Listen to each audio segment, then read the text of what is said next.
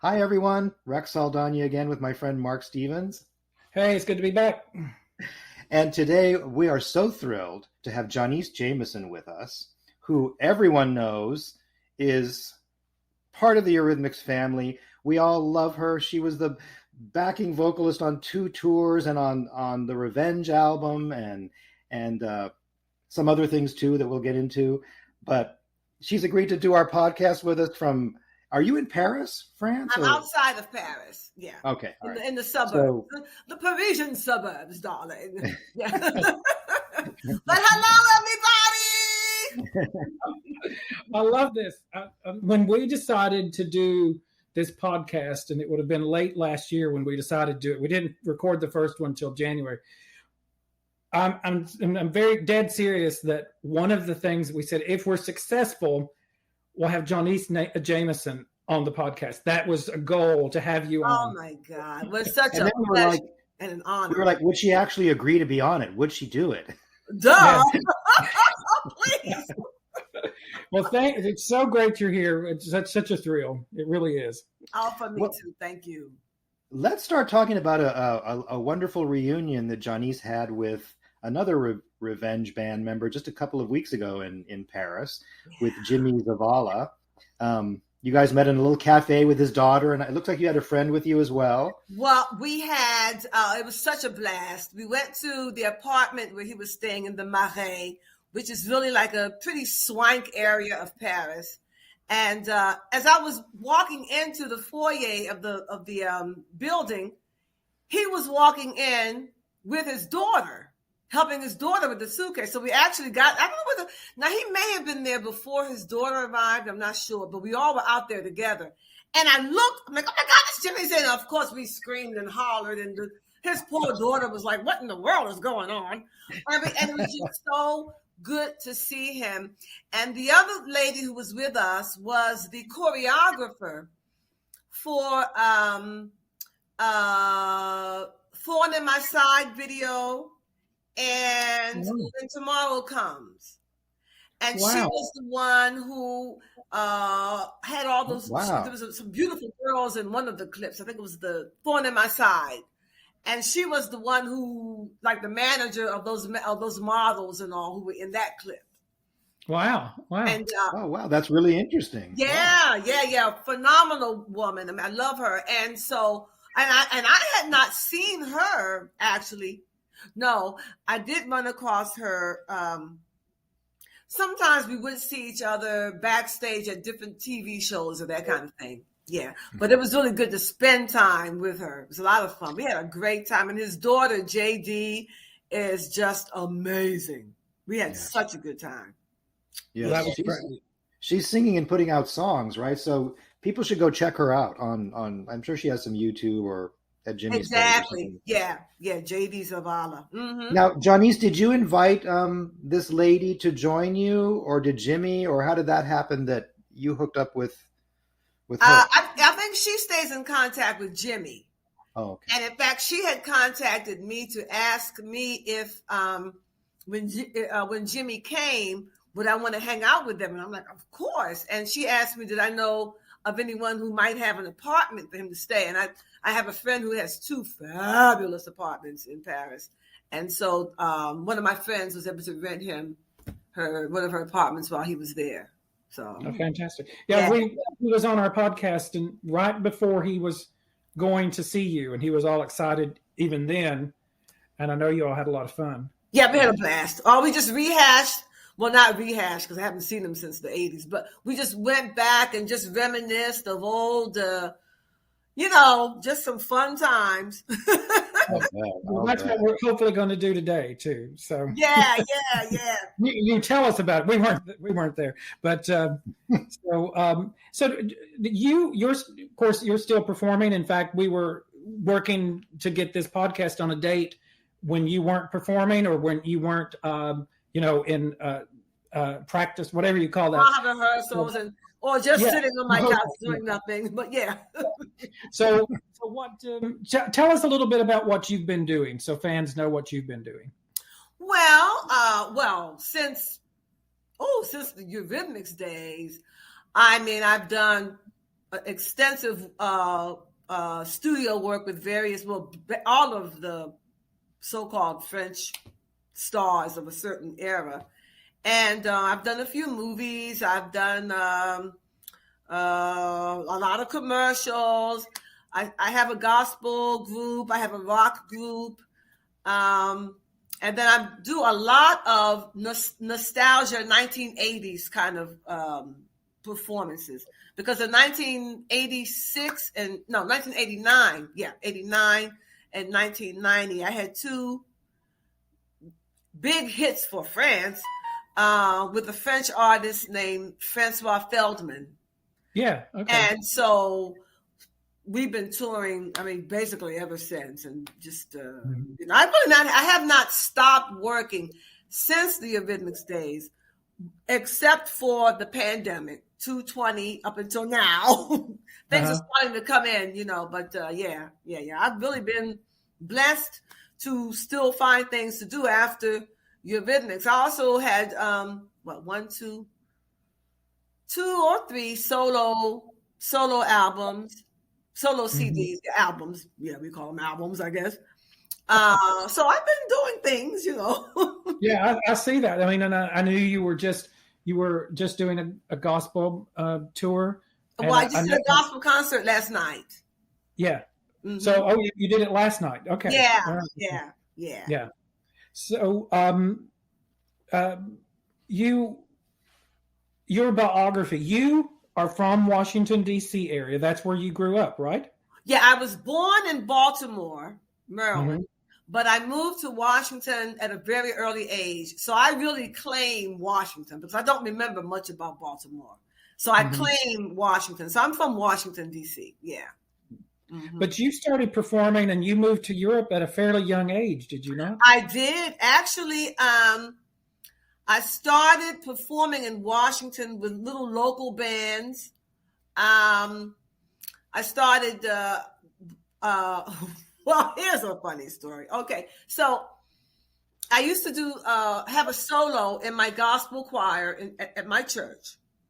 So one day, this woman named Louise McDonald, may she rest in peace, came to me in 1974 and said, I want to present you in a gospel concert this year. She approached me maybe June of 1974. And bless her heart, she was a bit of a drinker. So I just assumed that when she asked me that she would forget that she asked me. Okay? Really. So I said, oh, sure, I'll do it. No problem. Yeah, I'd love that. Well, I thought no more about it. And so she called my mom. This is actually how I really started singing, really. She called my mom. The concert was scheduled for November 10th, 1974. She might have called my mom maybe September or October, September maybe, to see how I was coming along with my repertoire. And so my mother was like, well, what you talking about, Willis? She was like, what do you mean I'm doing in a concert? Have you lost your mind? And she said, well, no, Joniece, what was it? The missionary board or some board at the church was presenting me in concert. And I had not told my mother. And my mother was a pretty big deal in our church. And so she said, you know what? You will not embarrass me. You are going to do this concert whether you like it or not. Oh, but I don't really want to do it. I just said I would. I don't really want to do it. She said, no, you're doing it. So she found a vocal coach for me. She found a pianist. And the concert went, it went on as scheduled. It was a success. And it was really from that I really started actually singing, really. And so in 1979, I came to Switzerland with a group out of DC, out of Howard University. And we came to Switzerland in 1979 to do just a summer tour. And I was approached to do a solo album by Columbia Records in Switzerland. And I didn't feel confident in myself. So I said, no, I'm going to go back to Washington and find 2 other girls to come back to Switzerland with me. Because at that time, the group that I went to Switzerland with, we were all breaking up. I think one girl got pregnant, another, anyway, it didn't do. So I said, well, no, let me go. Actually, the girl who got pregnant was already pregnant when we got there by her husband, but she didn't know it. So then I said, well, no, I'll go back to the States and find 2 other girls. So I found my cousin and another girl named Debbie Davis. We came back to Switzerland. And then in 1980, a French star named Sylvie Vartan, who was really big at the time, she contacted us to come to France to be her backup singers. And then I never went back to the States. I stayed. Wow. Wow. Yeah. So you never would have thought that, would you, when you were growing up there in the 70s? Listen, never would have thought it. I took French in school, but I always said, in school I was really a rebel. And I always told my French teacher, there is no need for me to learn this language because I'm never going to France. And now you've been there for how long? I've been living here since 1980. 42 years. Wow. Almost in June. It'll be 42 years. Wow. That's amazing. Yeah. Now, Joniece, your father was, am I correct that he was in Florida at one point? Or did I get that wrong? Well, no, what he did was, what my amazing father did. My best friend lived in Florida. And she used to live here with me in France for a long time. And we sang together here in France. And then I think about maybe 2012 or something, she moved back to Florida. So every time I would go to Florida to visit my best friend, my dad, who was like in his 90s, well, he might have been in his late 80s then, he would drive from Washington, D.C. to meet me in Florida. Oh. Yeah. So a lot of time we spent in Florida, but he never lived in Florida. No. He lived in Washington. Well, I asked that because I grew up in Florida, so I thought, well, okay. If what am I trying to say? If you know Florida, you know Florida, right? Well, I loved it. Well, I would always visit a little town called New Smyrna Beach. Oh my God. I used to go there every summer we would rent like a condo on the beach and yeah. One of the best places. You could still drive on the beach and, hang out. Yeah. Right, so I was there all the time and my dad would always meet me there, Oh, wow. Yeah. You and your father and I was Facebook friends with your dad. And I don't know if he asked me or I asked him. I loved his politics and he was so smart and he just saw things and he always could articulate it so well. Absolutely. And he was a great man. Yes, he was. Yeah, I messaged you, Joniece, one time and I said, if I sat down with your dad, he and I would have like the best conversation ever. Did. Yeah. He was a great conversationalist and everybody loved him because he was open, he was funny, but he was so brilliant. He was so brilliant. That was obvious. It's amazing because my son, Wes Jamison, I don't know whether you see him sometimes on Facebook. Oh, yes. Jamison. He really has, how do you say? He's got my father's, I didn't get my father's wisdom at all. I got his sense of humor, but not his wisdom. But my son, Gabriel, really, he has so much of my father in him. It's just amazing. Yeah. Yeah. That's cool. Yeah. So let me ask you then. So Eurythmics fans would have come to know you initially from your recordings on the Revenge album. And of course, here in the States, where Missionary Man was released as the first single, although differently in the rest of the world.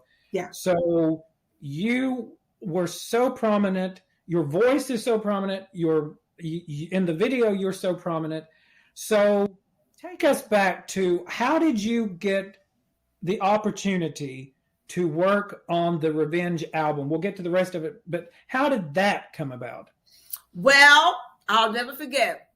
I was sitting on my couch in my condo at the time I used to live, and I got a phone call to come and audition for, okay, listen to this, the Eurythmics. I said, who? Eurythmics. And so I said, well, Carla, because that was her name, the lady who called me. The lady, Carla, called me, who was the owner of the studio Grand Armée, where that part of the album was recorded. So I said, well, Carla, I don't know if they don't know who I am, because I had been doing extensive backup work and studio work. I said, well, Carla, she says, well, you have to come and audition. I'm like, well, Carla, they don't know who I am. She says, Joniece, Eurythmics.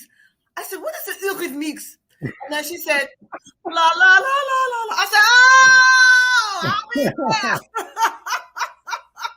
I'm on my way.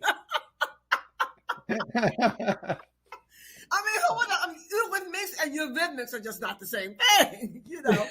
It does sound a little, yeah. Okay, so yeah. So you went to this audition. I think that was a Sunday. I went on a Monday, and Dave Stewart walks up to me. He says, "Oh, how you doing?" I says, "I'm fine. You want a cookie?" I'm like, "Well, okay." And he handed me a chocolate chip cookie. I ate it. And he said, well, what can you sing? I said, well, Summertime. I sang Summertime. He says, well, can you do our album? I said, when? He says, today.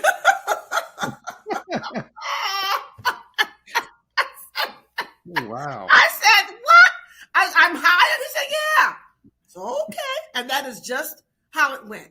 I ate a piece of a cookie, and the next thing I know, I'm doing, hey, Missionary Man.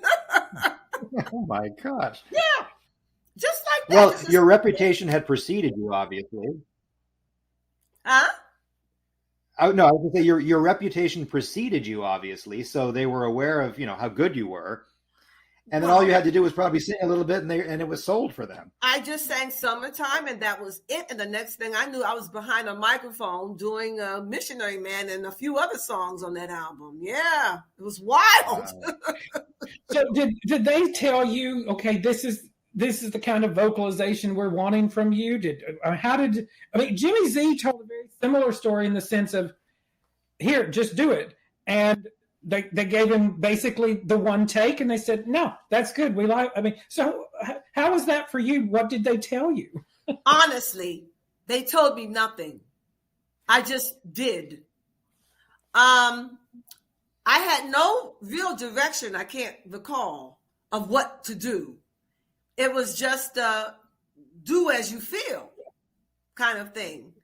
And I remember there was one song, let's go, I want to fall in love. And I just thought, he didn't tell me to do it. I just did it. I don't know where it came from.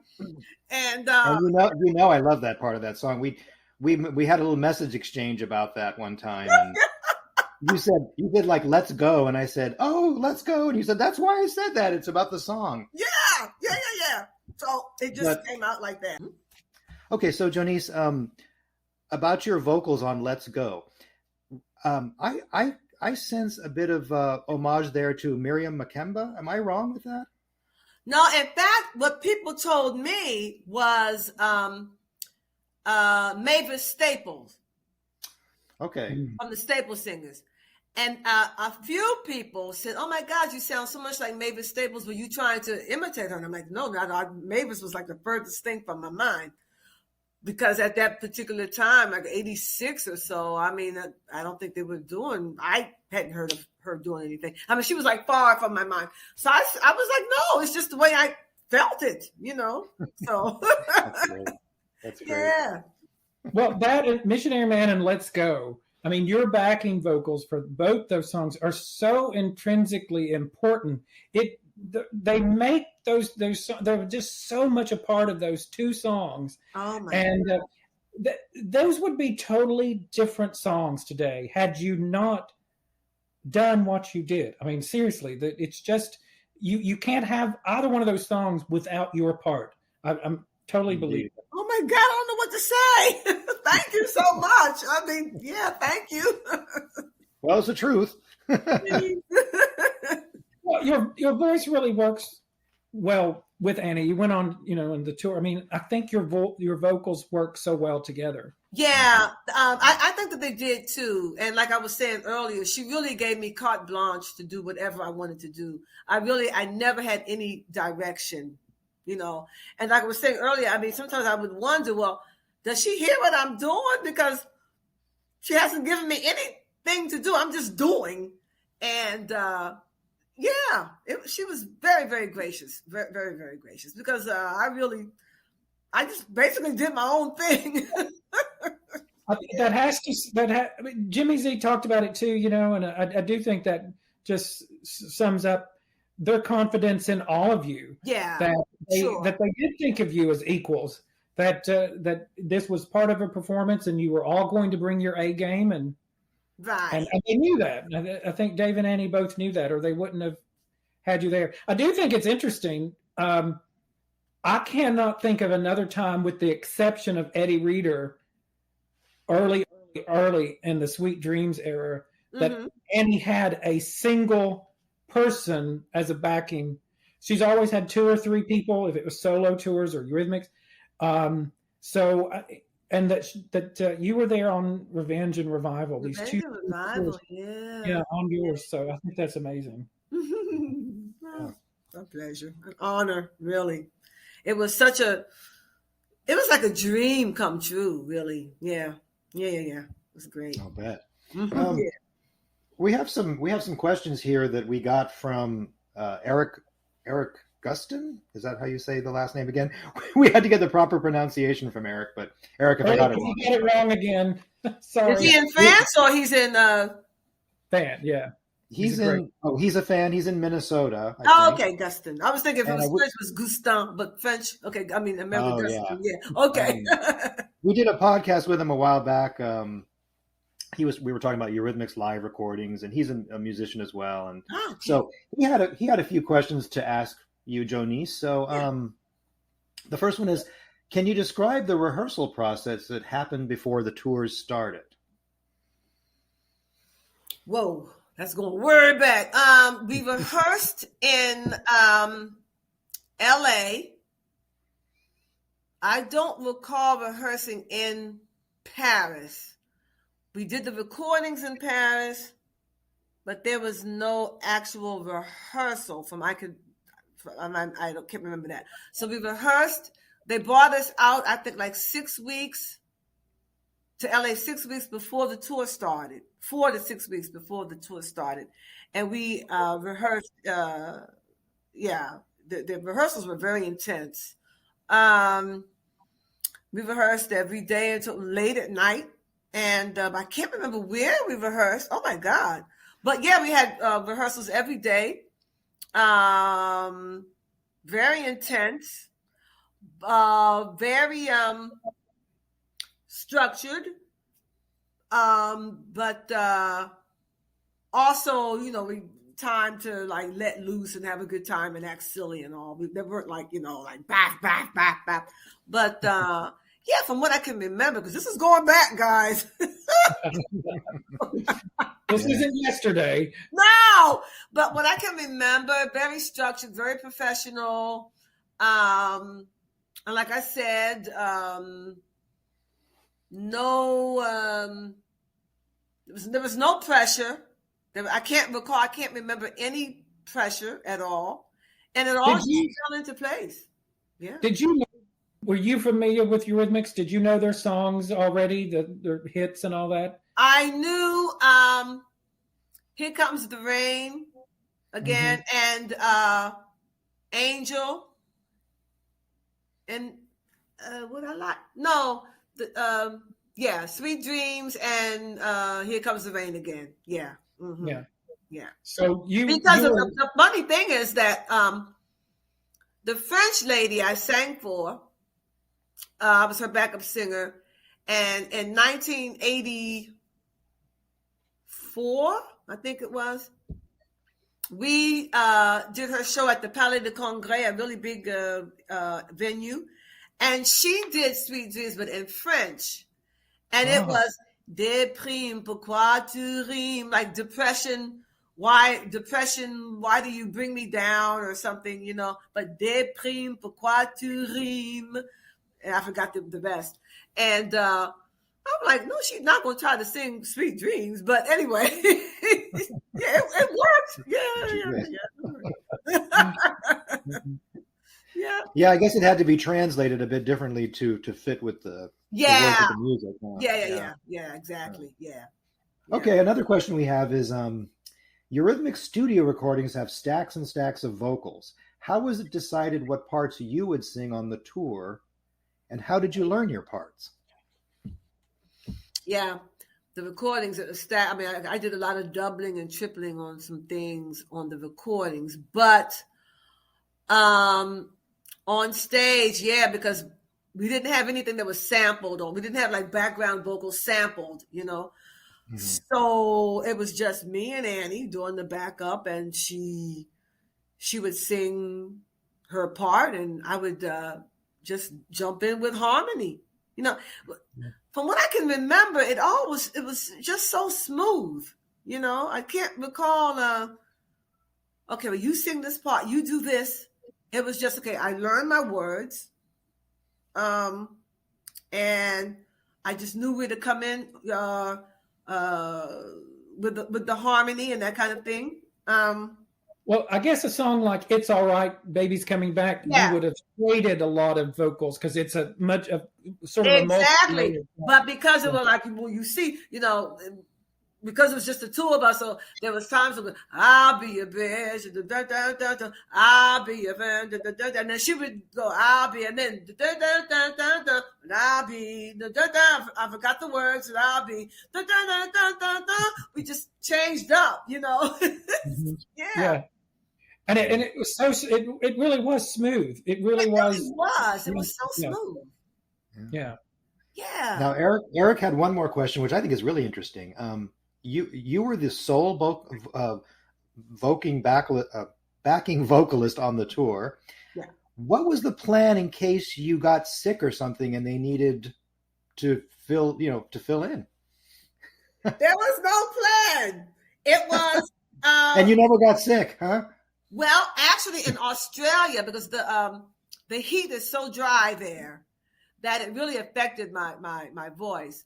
But I was able to sing above it. But the good thing with them is that we would do 2 shows, 2 days of rest, 2 shows, 2 days of rest.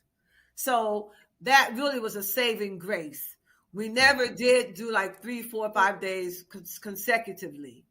You know, I don't think that vocally either of us could have held up because of the travel, because of the differences in climates, the travel is fatiguing, and on your voice is just fatiguing because you're in the planes with that artificial air, you're on the bus with air conditioning, that kind of thing. But Australia was so dry, and yeah, it really, really affected my voice. But I had no other choice but to try to, spit it out, Mm-hmm. So, yeah.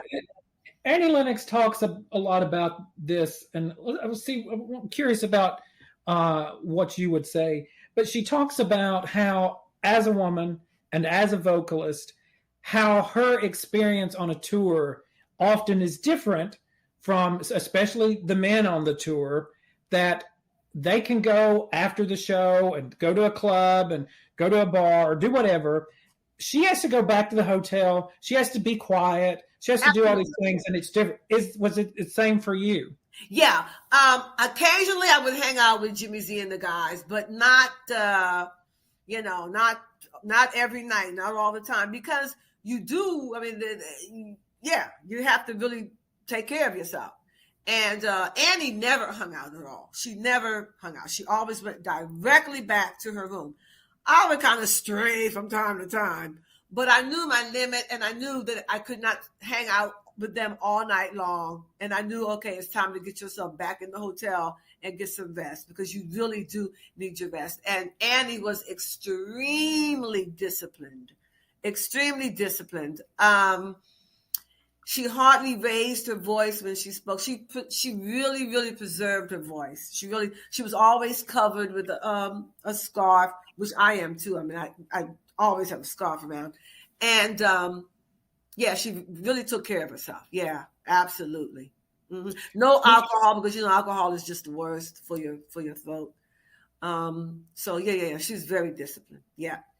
Mm-hmm. So do you think that you all miss out on some fun? The guys go off and have, or you just say, "Hey, it's what I have to do." You say, "Hey, that's what I have to do," and it just was not. It was not in. It was not in her fiber, nor in mine. Every now and then I'd hang out, but I'm not a party girl, and she was not either. And we were both in relationships with people, so there was no need to hang out and try to meet somebody. At that time she was with Billy Pavada or somebody, and I was with the father of my first child, and so yeah, there was no hanky pankying around, So yeah. Jimmy Z mentioned something in his interview with us or on the podcast, and he said, there'd be times, and I think he's referring to, of course, to the Eurythmics live video that we've all seen that captured all this so well. But, he said, I'll turn around and Joniece and Annie are dancing behind me. And I have to ask you, Rex and I've talked about this. You two, not only are you dancing, you're spinning around and around with each other. How on earth, Joniece, did you do that and then start singing again? Did you? I tell you, at 66, I don't know whether I can do that again. But it was we just got caught up in it, and we would spin around. Now, I don't know whose idea that was to do that spin, but we had such a good time, and then just fall right back into song. There was another thing you did, Joniece, where you did kind of this little I almost describe it as kind of a mini moonwalk, where you do this little, and you did it by yourself, this little strutting thing. Oh, sweet dreams. Yeah, and it was so it looks so good, and I've tried to do that. I can't do it. I was thinking about that today. If Annie would have at one point turned around to see what was going on behind her, I was doing all kinds of things. And what I tried to do, sometimes I made up my own choreography stuff, and I tried to have a movement which corresponded with a lyric, like last night when I was sleeping underneath the. I don't know. I always tried to act out stuff, like I was like miming or something, Yeah. And it worked really well. It was not planned. She had no idea what I was doing in the back, I'm sure. Until she saw the video, right? And then she was like, "Wow, Joniece is like really gets into it." What is going on? I have written that down. It's so interesting that you're both talking about it, because you were so animated in it all. You've got, I think, maybe a drumstick in Sweet Dreams, and you're as if you're conducting an orchestra, and you were so interesting to watch. I'm telling you, not only to hear, but to watch. You were so good in this. And I think it's why we all just adore you. You're covering your eyes as if you don't think you, but it was so much fun to watch you. Yes. Yeah. It's so much fun to watch you right now. Everybody, of course, this is an audio podcast, but we can see each other while we're recording it. Yeah. And so it's fun to watch her now, just talking. Well, thank you so much. I was like, oh my God, I thought about that today. It's too funny. I'm like, I was doing all kinds of, I'll never forget, like King and Queen of America. I would go, King and Queen. I was like bowing of America. Sort of, yeah. Oh, that's so fantastic. Sort of interpretive dance mixed with vocals. Yeah. Well, this leads me to ask about, at the beginning of the Eurythmics live video, there's that whole conceptual piece where you all are getting ready for the show, Right. and you do that thing where you flutter your eyelids, and I think you've got braids. You've got some braids or something. I had a long braid, I think. Yeah. Yeah. I'm braiding my hair. That's right. I'm braiding my hair. And when I see you do that little eye flutter, it's like, wow, she does these great little stage movements, and then she does this stuff too. It's like you have a good grasp on like how it all should work and look. And thank you. But what I wanted to ask about that initial thing, Yeah. What was that like to film that conceptual part at the beginning? Was that like done in a studio somewhere, or? Yes, in Australia. Because there was like a big maze shaped like a cross. It was in a huge like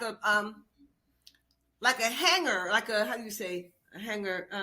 Like a warehouse maybe kind of thing. Mm-hmm. If I can recall. Yeah. Is that in Australia? In Australia, yeah. Okay, all right. I think it was in Sydney. Yes, I think it was in Sydney because we had to take a plane the next day, and there were a few and I don't know if you see all of them, but there were like a few. There was this Aborigines guy, like two or three of them in there, and I remember being on the plane with them flying someplace. So I think it was in Sydney, either Sydney or Melbourne. I don't know. I think it was Sydney though. But that was quite interesting. And when I had to take the snake. I was going to ask about the snake. Tell us about the snake. Yeah. Of course, that was Dave's idea. That was not mine. But they reassured me that the snake was harmless. And at that particular time, I don't know why. No longer now, maybe because I was young and dumb, but I was not afraid of snakes back then. So the minute I would see a snake, I go, oh, I just want to touch it, And so yeah, that was quite fun. Yeah. It was. I wasn't afraid of it at all. Yeah. Thank you for shedding some light on that. That's interesting. So on the Revenge tour, and you do this on the Revival tour later, but both times you provided the scat singing at the beginning of There Must Be an Angel on both of those. And now, Joniece, when Jimmy Z was on, he did the harmonica for us. Now, I'm not asking, but I'm just saying, if I said, would you do a little scat singing from the beginning of There Must Be an Angel? Could you do like 5 seconds or not? Oh, my God. Oh, what key was that? La, la, la. I don't know what key was it. Oh my God, what key was it in? La la la la la la la la la la la la la la la la la la. Okay, I've had a glass of wine. Okay, so that was all right. Perfect. That was perfect. But what I used to like about that, because again, Annie gave me no direction. So the first tour, I would do that, like, must be talking to an angel. But the second tour, I go,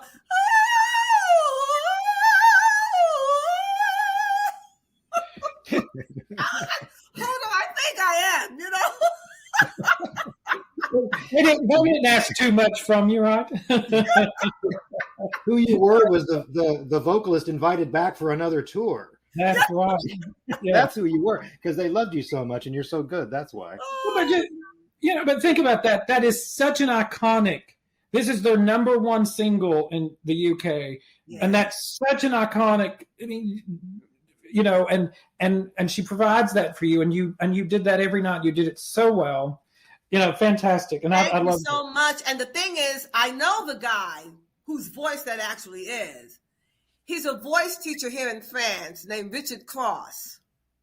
Angel Cross, yes. He's Richard credited Cross. as Angel Cross on the album. Yeah. Oh, okay. Yeah. His name is Richard Cross, and he is the one who actually does that.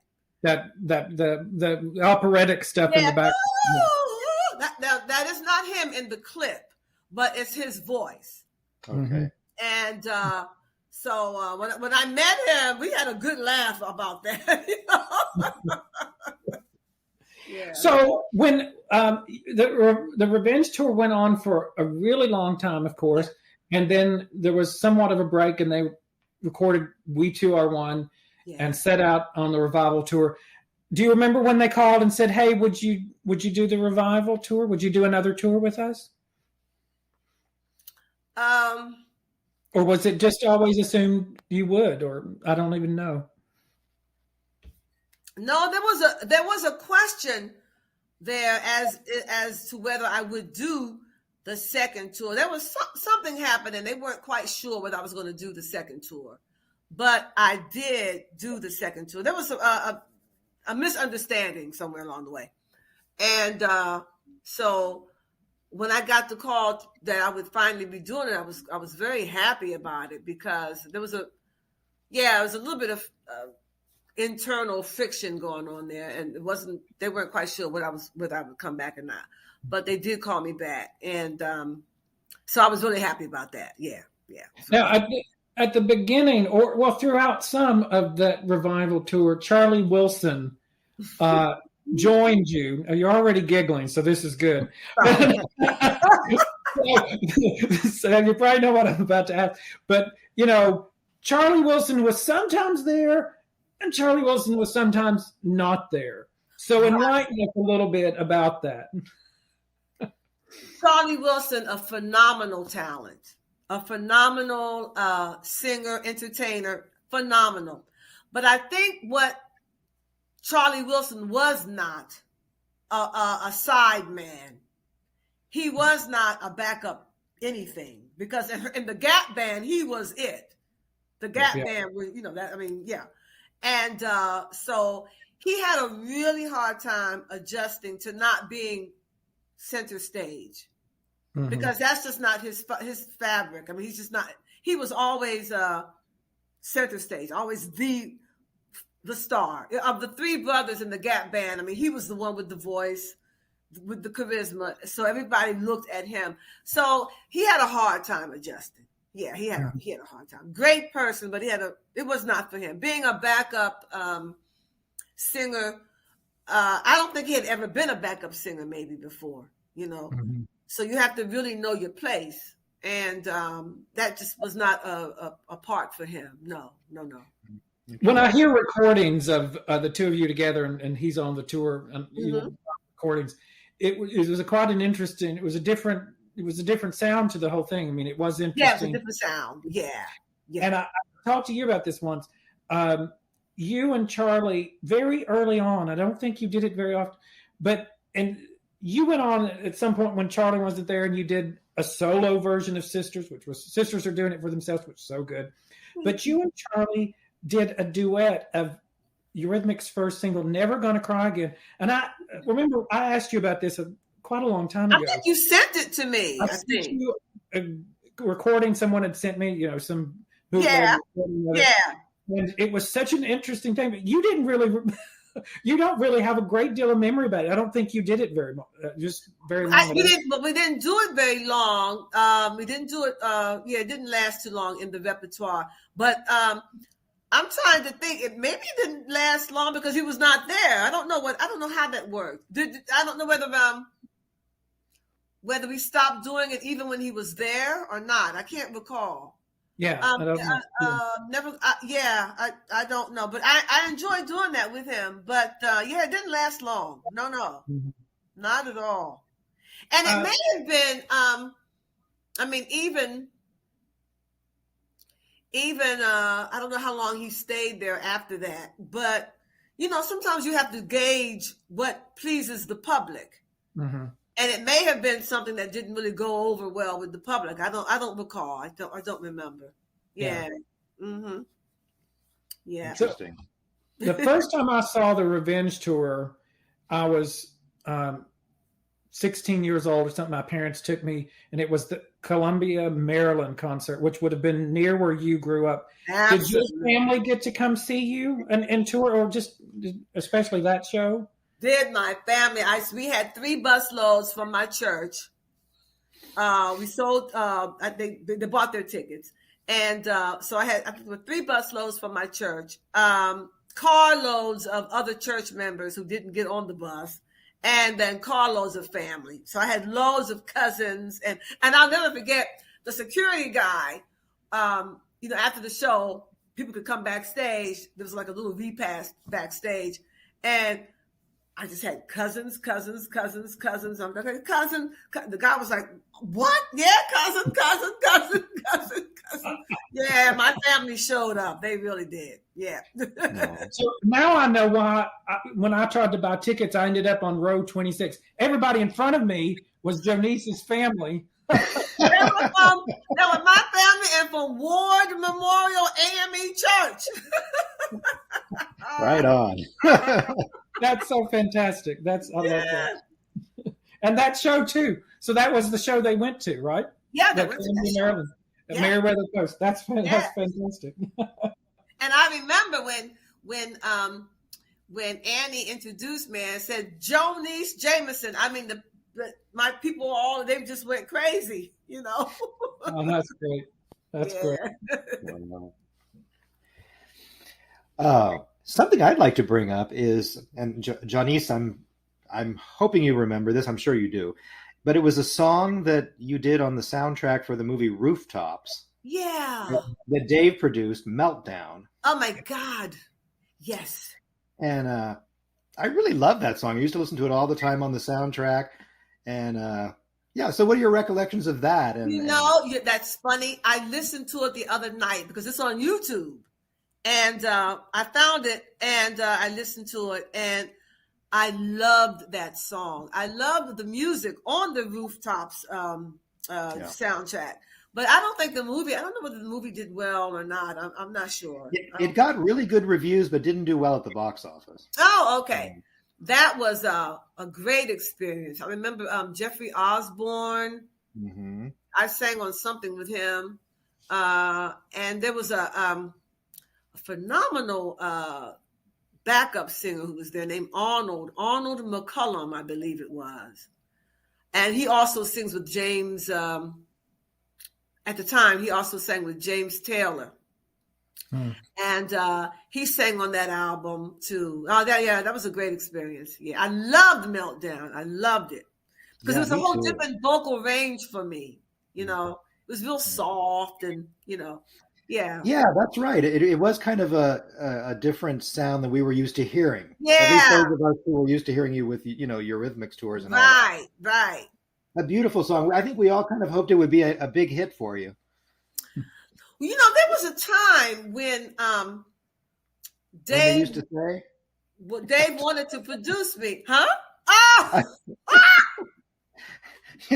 So you got that. Okay. That's cute. I'm sorry to interrupt you.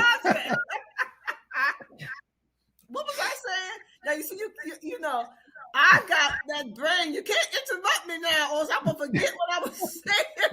Wait. Oh, there was a time when Dave wanted to produce me, and he wrote a few songs for me. And at the time when I got with the Eurythmics, I was signed to a minuscule record company in Italy called Clan Records. And Dave, honestly, he did all within his power to buy me out of that contract. But the little Italian guy wasn't letting up at all. And they did absolutely nothing with me. But because of the guy's ego, he was not trying to let me out of that contract. And Dave really, really tried. He had his lawyers on it, but the guy was like, no, she's with us. No, we're not letting her go. So a lot of projects that I did have proposed to me by Dave, that kind of went down the drain. And there was a time he introduced me to somebody, Levine. I'm not good with names. And I went out to dinner with him when I was in LA to talk about possibly recording, doing some things. And he put me in contact. I spoke with Clive Davis a few times, but I couldn't get out of that contract. So nothing happened, but yeah. Meltdown. Maybe at one point it could have worked at one time. I don't know, but it was a great song. Yeah. You did some vocals with Shakespeare's sister too. Yeah. I love your vocals on Sacred Heart. So oh my God, those girls could sing. Yeah. Especially that one girl. I can't think of her name. Marcella Detroit. There you go. Oh, Yeah. my Lord. What a voice.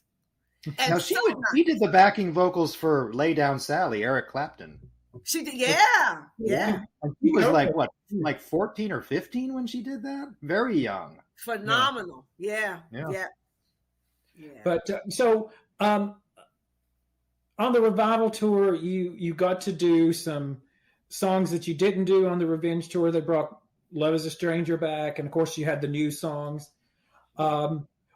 What songs of Eurythmics, when you think back, do you have any favorite songs that you got to perform? Were there some songs in the mix that you just remember fondly, or that you liked doing more than others? Definitely Missionary Man. The Miracle of Love. I love that song. Miracle of Love. With the sound of your voice on the telephone. Ball and Love Chain. You Like a Ball and Chain. Yeah. I love Ball and Chain. That's such a great song line. Yeah, That's such a great song. Yeah. But really, I tell you, I mean, oh, Here Comes the Rain. Oh my God. Love that one. Yeah. Go ahead, Greg. I was going to say, Mark and I have both mentioned that's our favorite song of all time. Is Here Comes the Rain. What a song. Yeah. On so many levels. Yeah. On the Revival tour, of course, Don't Ask Me Why was one of the new songs. Oh, that was a good one too. Yeah. Yeah, I love how that you all did that live, and you've got such a really important part, and I don't know how why yeah. It built to such a great, and then it stopped for just a few seconds, and the audience would sort of like start clapping, thinking it was them, and then you all would start back, and it was such a great it was a great emotional sort of moment in that. Yeah, that's right. I love that song too. Yeah. But, really, I mean, all those songs were good. All the songs were great. Yeah. All the songs were great, really. Wonderful songwriters they are. Yeah, really. very much. Yeah. You seem to, I mean, you will come out on the social media stuff and on the Facebook fan boards and all that kind of stuff, and you'll comment, and people will suddenly realize, wait, that's Joniece Jamison. And you've developed some actually close relationships with some fans from. God! Well, my Cameron Carr, my Cameron. Oh my goodness, yes, I love him. Well, I mean, you, Rex, Cameron. There was one woman. She's no longer with us now. Norma. Yeah. Norma, yes. Norma Koenig, yeah. Yes, lovely. And then there was another guy. He died early in the game. I don't know. We communicated all of the time. Oh God, I loved him. My memory. I can't think of his name. Are you surprised at all that you had I'm always pleasantly surprised. I mean, still people will say, "Oh, and I answer. I'm always surprised. Yeah, it's such a pleasant surprise, really." So I'm debating whether I should tell this little story, and I'll go ahead and tell it. That sounds the band Simple Minds came out with a song called "Alive and Kicking," I think after Missionary Man, and they had a backing vocalist who had kind of a similar sound to you. Yeah, she was fabulous. Yeah. I remember though playing that song for a friend of mine, and my friend said, "Oh no, I prefer Joniece better. Joniece, she's so much better." Oh my God! Now, no disparaging of the singer on the Simple Minds song, but I just think it's interesting that people were taking sides. Oh my goodness!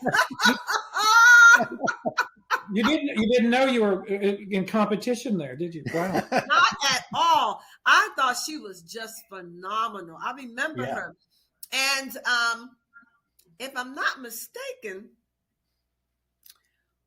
when we came to LA to rehearse, She had just left the apartment complexes where we were staying. I think it was called Oakwood or something.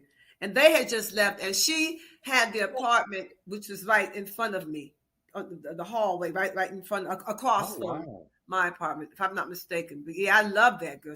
I loved her look. I loved her voice. Yeah. I think later on she went on to do some interesting things. Yeah. Huh. Mm-hmm. Wow, that's interesting that you had that connection there. Nobody would have ever imagined that, I guess. No? Yeah. For real. Wow. Yeah. So now if Dave and Annie called you up and said, hey, tomorrow. I don't even get the question out and you answer it. That's fantastic. To be there tomorrow. Look, my kids are grown.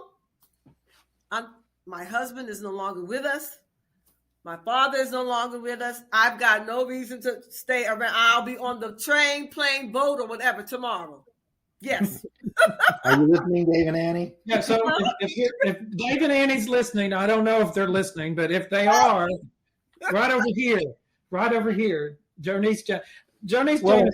And Jimmy said yes. And Jimmy, and, you and talked Joniece about said it. yes. You said yes. He's ready. What do you think? We could call it the Revenge Revival Tour. That's what I said. That's what I said. Revenge Revival Tour. And I said, well, yeah, we need to do revenge. So we've done revenge, we've done revival. Now we do reunion. The 3 R's. Oh, wouldn't that be great? A fan. Yeah, that's actually not bad. It could be labeled that way, like exactly. That's what I say. Yeah. Just one big show, one big finale. Just one big show. Yeah, that would be great. Right if Annie's listening, she's probably like, "Oh God, I'm not going out on tour." I know. Love you, Annie. Let me ask about that.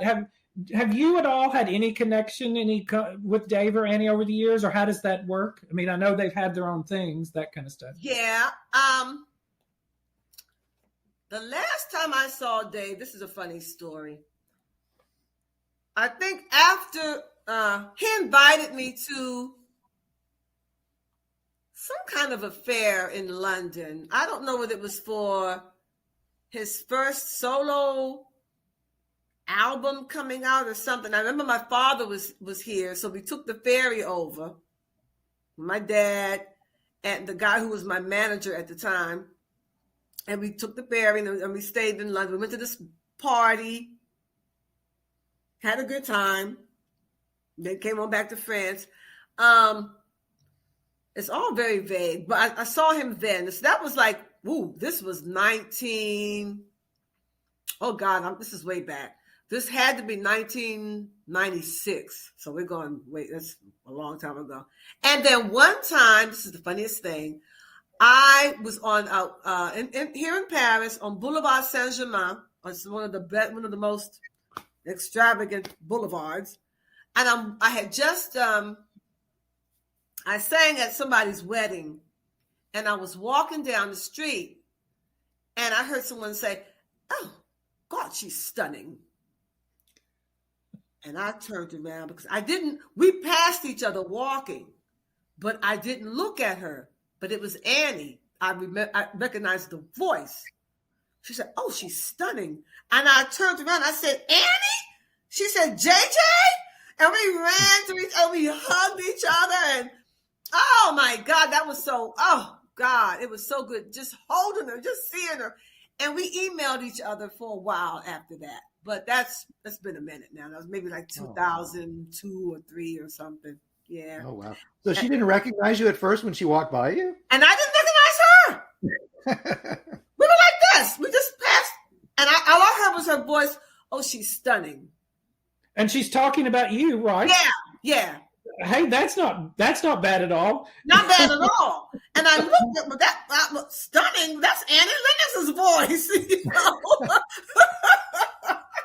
I turned and I said, "Annie," and she's like, "JJ." I'm like, yeah. Oh yeah, that was great. That was a good feeling. What a sweet story. Thank you for sharing that with us. Yeah. Wow. So what do you think it was that we all have such? I think you do, and the band does, and fans. We have such fond memories of those years with all of you, and it just, why do you think that is? What did you all do that just connected all of us so much? What do you think it was? I mean, I just think that we were a special blend of people together, and I think that well, I mean, Annie and Dave, they just they were so easy to flock to, you know, and they just made you feel good. Their music was feel good music, you know, and I just think that yeah, I don't know. That's a good question. I just think that well, the two of them, first of all, you know, because of them, that everybody just, I mean, who cannot love them? You know, they were great people. They're great people, and I think all of us together, we made a darn good unit. I tell you, we were really great together. We really, really were. Yeah. you know, I'm sorry. No, go Do ahead. you have any recollections about Chucho Mershon or Clem Burke that you wanted to share quickly? I loved Chucho. We had such a good time. Now, he was such a funny character. And unfortunately, that whole stereotypical thing about Colombians, you know, every time we get on an airplane, every time we go to a different country, we always had to stay for hours, because every time he went through customs, he had to be patted down. He had to be searched. He was some Colombian. So, you know, that whole thing. And so sometimes that was frustrating, because we knew, oh God, here we go. We have to go through this. You know, you couldn't just leave him there, you know. So, You probably built it into the itinerary, huh? 20 minutes for Chucho to get out of customs. And exactly. I think it was really, programmed. So that was quite something. That was very, very frustrating, because everywhere we went, we had to go through that. But, you know, there were just a bunch of great guys. What about Pat Seymour? He was another one that did both tours. Both tours. Pat, he had such a great sense of humor. With all that, he's very stern. When you look at him, he's very stern and stoic, you know. And it looks like he'd never crack a smile at all or crack a joke. But he was just hilarious. And we had the same birthday. And so we had a good time. We celebrated our birthdays, I think, twice, and together. And he, that Italian company I was stuck with, Pat wrote a few songs for that album, that CD. And I think he produced a few tracks on there. So we stayed in contact for a while. And when I was in the States in 1995, I was on the Angelique Kidjo, Santana, Jeff Beck tour. And when I was in LA, I went to see him. And we had a good time. Went to his house, met him. Well, I knew his wife, went to their home. And we did a few tracks, but nothing really happened from it. But yeah, he's a great guy. I loved all of them. Clem, I loved him, but he was a bit, Clem was in his own little world. Yeah, he was a character, but everyone was great. And I remember when we did the Prince Trust in Wembley, and we met Princess Diana and we met Prince Charles. And so we're standing in line and we're shaking their hands, and he says, "Oh, I don't guess you're bored with this lot, are you?" I'm like, "No, not at all. I'm not bored with them at all." Because he said, "Yeah, I can tell that they give you a hard time, huh?" I said, "Yeah, just a tad, you know." But that was Prince Charles talking to you? Yeah, he was very funny. Very funny. Wow. Yeah. Mm-hmm. So Clem Burke, and then the next tour you had Ollie Romo. Is that how you said? Yeah, great drummer, great person too. You know, I mean, just really good people. Really, I won't put you on the spot and say who's the better drummer. I'm not going to do it. Oh no, honestly, they both had their different styles. They both were good. They really were. They both had a different hit. How do you say a different frap? But they were both very, very powerful. Both very good. Yeah. Yeah. Joniece, have you seen the remastered video for Missionary Man on YouTube? You know, it's in 4K high definition. It is absolutely stunning, and you see so much more than you saw before, so much detail. Really? I haven't seen Check it out. Check it out. Check it out when you get a chance. Yeah. I mean, is it a Missionary Man, and then I do the 4D, whatever you just said, or just the? I think if you look it up and it'll pull up the official, and it's going to be that version at this point. That version, okay. Yeah. But they've remastered a few of them, and you just see everything. It is really well done. Like at the beginning, Clem throws his drumstick in the air and catches it, and that's one of his signature moves. He does that with Blondie all the time. Yeah. But I don't know that it came out really well on the video initially because it was kind of grainy or whatever from back in the day. But now it really sticks out. Oh my God! I have to look at it. Yeah, and even in the scene where she walks down that corridor with the checkered floor, you can see dirt on the floor. Oh my God! You can see dirt on the floor. Well, Dave was ushering Annie to hell, so maybe that was appropriate. Right. Oh wow. But check that out. It's really quite fun. Sure. I will. Yeah. Mm-hmm. Yeah. That was an interesting day because I had I felt so privileged because my makeup artist was Janet Jackson's makeup artist. So I was like, wow. I felt really, really woo. And you can't really see it on the video, but he beat my face for points. I mean, I had so much makeup on, but I don't think you can see it on the video. It doesn't really come out. But it was like a minute I looked like Janet Jackson. I was like pulled tight with the makeup. But yeah. I never thought about Janet Jackson, but now that you mention that, it does have that little tinge of that flavor. Little tinge, yeah. So isn't it amazing that you went to this audition? Dave Stewart gives you a chocolate chip cookie, which, by the way, no one in no job interview did anyone ever give me a chocolate chip cookie. What was that about? But this very simple, very strange, maybe, and you found yourself in just days, weeks, whatever it was, not only recording on an album, you're in a video on more than one video, Thorn in My Side and Missionary. You have all these concerts recorded all around the world. You're in front of 100,000 people in Wembley. And it started with a chocolate chip cookie. With a chocolate chip cookie. I guess it started with a French pronunciation of Eurythmics. Yeah, exactly. I'm like, oh no, I'm not coming to audition for them. Are you kidding? They don't know me by now. The story could have been different. You could have said, I don't know what that is. No way. And then later you would be telling the story. It was Eurythmics. And I said, no. All along. Because had she not done I would have never known what she was talking about. Wow. I love those things in life. I really do. Just, if you turn left or you turn right, your whole life may change. Yes. And it's that kind of thing. Jimmy Z almost missed the phone call from, well, he did miss the phone call from, exactly. But it really fascinates me in life, and that you think about, and everyone, you think back, if I hadn't done this, if I had met this person instead of this person, how your life is totally different. It's very much of a dream kind of thing. Absolutely. To me. How does this right. even work? Yeah. You're so right. Yeah. I tell you, you're just such a thrill to have been to agree to this podcast, and you really have been such a. Your voice has been in my head for so long. I just have to tell you. Oh my goodness.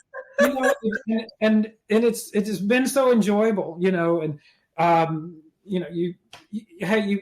you're on stage, you're singing Sisters Are Doing It For Themselves that Annie Lennox and Aretha Franklin recorded, and you're there and you're doing Aretha Franklin's part, and you do. I will never forget when we played Detroit. I was a nervous wreck because I thought that she was going to be there. She was not there. But I was like, oh, God, what do I do? Aretha Franklin, we're in Detroit, if she comes, what do we go? What to do? I was a nervous wreck, but if she was there, I didn't know anything about it. I don't think she didn't come backstage or anything. So yeah. Wow, I had never thought about that, but wow, that would have. Yeah. Well, I hate to point out time that for everyone in the world to hear, but I think we're at like an hour and 20 minutes now. So. Oh my God! Really? I'm having so much fun. Well, maybe an hour and 20. I don't know. Well, I'm happy to do part 2 anytime Joniece wants to. So. Oh, whenever you're ready. Okay. It's been a pleasure. I'm sure all the fans out there are like, yes, part 2. Oh my goodness, this has been so much fun. Did we? Is there anything you want to say that we didn't ask, or that you? I mean, anything that I think we went a lot of different ways, but that's kind of how we do things. Yeah, I think we pretty much. Yeah, I don't think there's anything.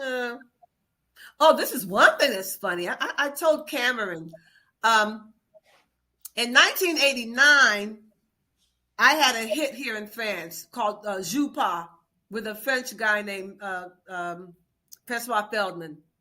And so when we started our rehearsals back for the revival tour, we had rehearsals in either Cannes, France, or Nice, France. I thought it was Nice, France, in the south of France. And so Annie and I were outside at a little cafe, and we're just sitting out there having tea. At that time, I was drinking tea. And so we're sitting out having tea, and these 2 girls come up. And it's like, oh, it's her, c'est elle, it's her. So I'm sitting there, and I'm assuming they're going to go over to Annie. But they came to me because of the hit I had at that particular time. Oh, wow. It was in France, it was a really big hit here in France at that year. And so Annie looked and said, JJ, I said, what's going on? I said, I do. Well, and I explained to her about the little hit I had out. And she was happy for me. She thought it was funny. But that was too hilarious. It was automatically, you just know that they're going to Annie, And I'm just sitting there, la, la, la, la, but they come over in my direction. that was probably something both of you were not expecting, huh? Exactly. Do you think they ever knew that they were also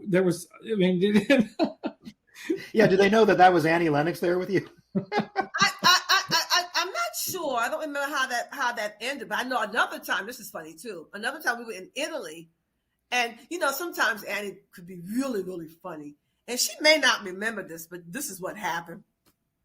We were sitting out in Italy, and people come up asking us both for autographs. And so Annie wrote Madonna, and I wrote Tina Turner.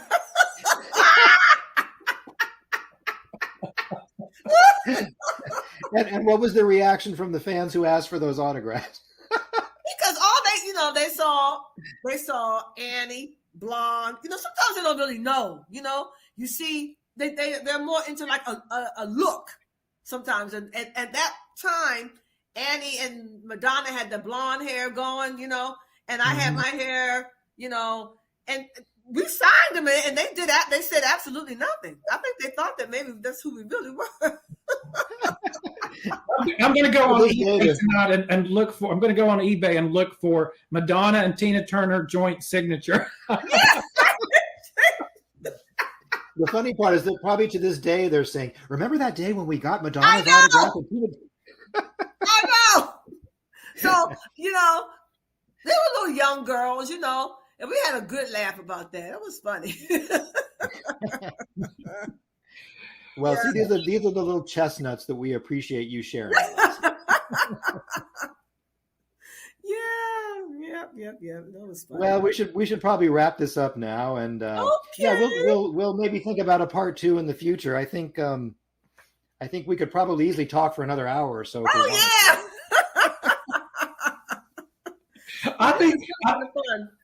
I think we've laughed as much as we've talked, actually. I mean, right.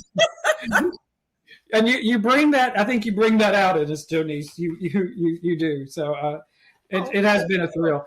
But hey, we'll figure something out one day. Maybe we'll have a bunch of you on at the same time. Oh, wouldn't that be fun? What happened?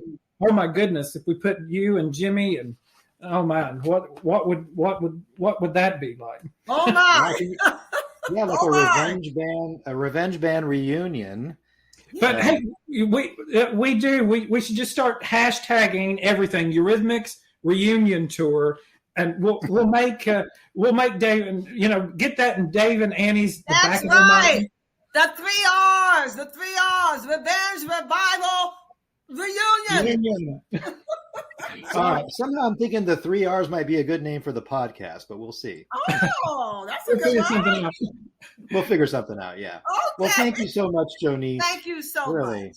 Yeah, I know it's late there. Thank you so much for doing this. Thank you so much. A pleasure. Thank you, guys. Take care. All right.